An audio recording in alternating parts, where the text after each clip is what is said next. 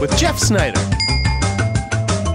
What's the deal with the under-the-radar movies of 2015? Every movie preview I read this time of year features the same kinds of movies. Star Wars, Avengers, James Bond, Ant-Man, Mad Max, Hunger Games, Furious 7, Jurassic World, and Terminator 5 Rise of the Typos. But here at The Wrap, we look beyond the blockbusters at the movies people could and should be talking about in 2015. Without further ado, here are this year's under-the-radar movies. At number 10, 2015 is certainly going to be full of belly laughs between Ted 2, the Entourage movie, Judd Apatow's Trainwreck with Amy Schumer, the Vacation remake with Ed Helms, and Seth Rogen's Christmas Eve movie, which is already garnering controversy in the North Pole for its assertion that Santa Claus isn't real. But there is an indie comedy on the horizon that has me excited, and that's American Ultra, which stars Jesse Eisenberg as a stoner with a past, becomes a government target along with his girlfriend, played by the always hilarious Kristen Stewart. The director of Project X is working off a script by Max Landis, and this is one of 4 2015 releases on which Landis will have sole writing credit, which is ultra amazing. This one should be fun. At number 9 is 999. Crime dramas are coming back with a vengeance in 2015, led by Johnny Depp's Whitey Bulger movie Black Mass, Liam Neeson's Run All Night, and Emily Blunt's Sicario. But the one I'm really pumped for is John Hillcoat's 999, which follows a group of crooked cops who plot the murder of a rookie officer, played by Casey Affleck. The cast also includes Chiwetel Ejiofor, Kate Winslet, Woody Harrelson, Anthony Mackie, Aaron Paul, Norman Reedus, and Gal Gadot, so yeah, I'll be seeing that one. If you know me, you know horror has to be represented on this list. And the horror movie getting all the attention right now is Guillermo del Toro's Crimson Peak. While that's fine, the haunted house movie that I'm most pumped for is the Poltergeist remake, starring Sam Rockwell and Rosemary DeWitt. Don't ask me why, but I really like the elements here, from producer Sam Raimi to director Gil Keenan to a script by playwright David Lindsay-Abaire. The fact that Fox is putting this out in the middle of summer, I think, is a sign of confidence.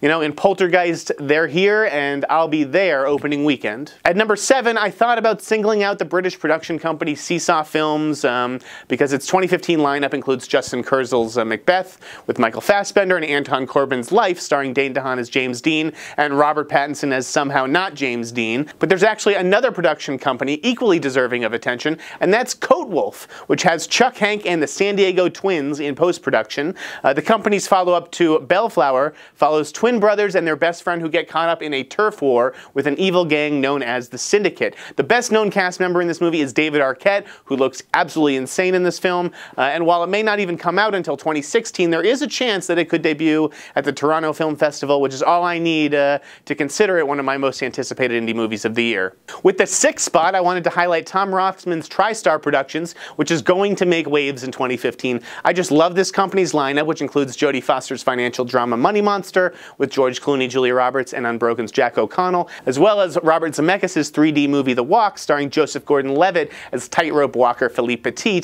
which could be this year's Gravity, who knows. But the TriStar movie that not enough people are talking about right now is its debut release Ricky and the Flash, which stars Meryl Streep as a rock star who reconnects with the family she abandoned to pursue her dreams. Jonathan Demme is directing from a script by fellow Oscar winner Diablo Cody, so say no more, you had me at Meryl Streep as a rock star. This year brings the return of low-budget thrillers, and there are several that have me excited, including Blumhouse's Cookie-licious The Boy Next Door starring Jennifer Lopez, and Green Room, which is Jeremy Saulnier's follow-up to Blue Ruin, which features Patrick Stewart putting his chrome dome to use as an actual skinhead. But the low-budget thriller that I have the highest hopes for this year is actually M. Night Shyamalan's The Visit. You know, I'm really hoping that it's going to be a return to form for the director once referred to as the next Spielberg.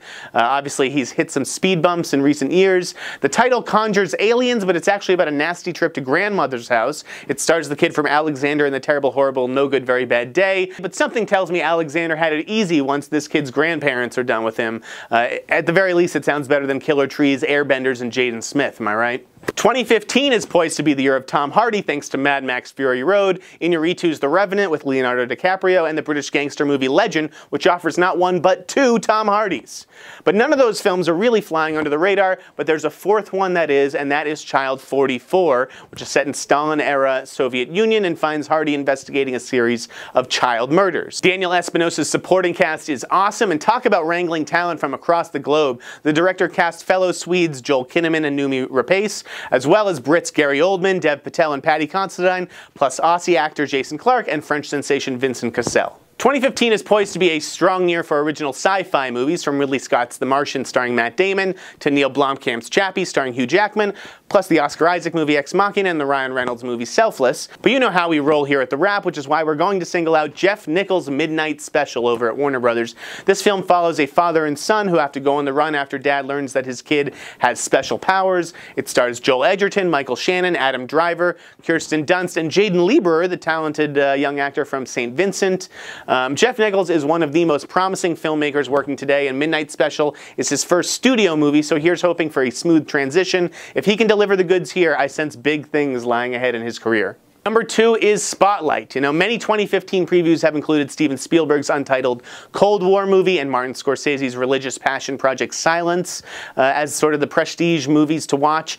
But the one that's flying under the radar right now seems to be Tom McCarthy's Spotlight, which chronicles the Catholic Church sex scandal from the point of view of the Boston Globe reporters who broke the story. This year's awards contenders Mark Ruffalo and Michael Keaton star alongside Rachel McAdams, Liev Schreiber, Billy Crudup, and Stanley Tucci. That's a loaded deck right there with a story that will surely garner controversy. It may not be eligible for a Pulitzer, but expect it to be on Oscar's radar. And the number 1 movie that's flying under the radar as of right now is Straight Outta Compton. Forget about Steve Jobs. This is the unorthodox biopic that I'm most excited about in 2015. The story of NWA is endlessly fascinating thanks to rappers like Ice Cube and Dr. Dre, who also serve as producers on this movie, which finds Cube's own son, O'Shea Jackson Jr., playing his father. Paul Giamatti co-stars as the group's ruthless manager, and the director is F. Gary Gray, who did Friday. Listen, there's no shortage of explosive material to cover, and the film has crossover appeal beyond urban audiences, so let's just hope that it performs better than Get On Up did, which came out around the same time that this film will. However, it turns out it's guaranteed to have one of the best soundtracks of the year. I can't wait for Straight Outta Compton. That'll do it for this overlong installment of What's the Deal with Jeff Sneider. You can follow me on Twitter at @TheInSneider, and thanks for reading TheWrap.com. What's the deal with Jeff Sneider?